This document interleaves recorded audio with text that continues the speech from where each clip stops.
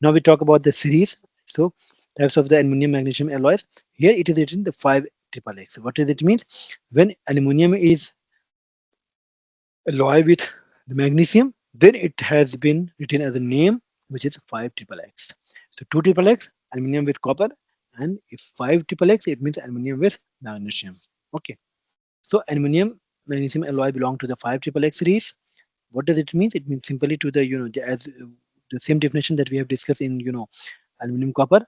The 5 triple X series of aluminum alloys are primarily composed of aluminum, that is obvious, and magnesium Mg as a main alloying element, with the magnesium content typically ranging from 1 to 6%.